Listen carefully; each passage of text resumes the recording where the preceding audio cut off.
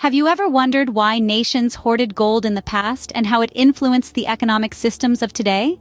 To answer this question, we must journey back to the time known as the Age of Discovery, when the concept of mercantilism was born.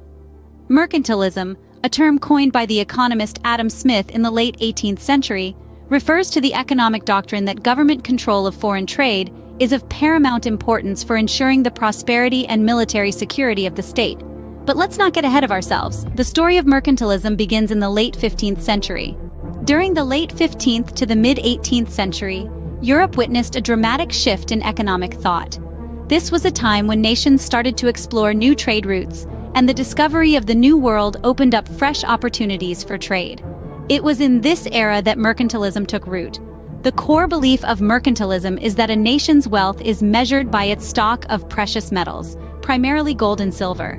This belief spurred nations to maximize exports and minimize imports, a practice known as a favorable balance of trade.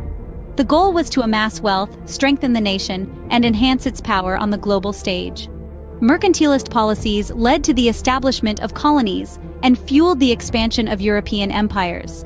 The colonies provided raw materials for the mother country, which in turn sold finished goods back to the colonies, keeping the wealth within the empire.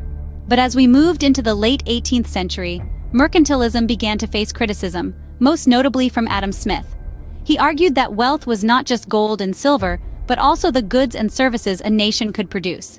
This marked the shift towards the concept of free trade and the birth of modern economics. To wrap it all up, mercantilism was a key economic theory during the Age of Discovery, advocating for a favorable balance of trade to amass wealth.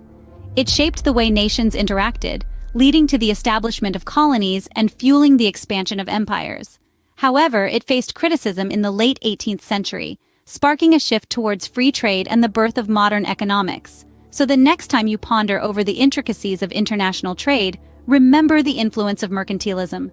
Its echoes can still be heard in the economic policies of today, reminding us of our journey from hoarding gold to embracing free trade. Now, isn't that a story worth telling?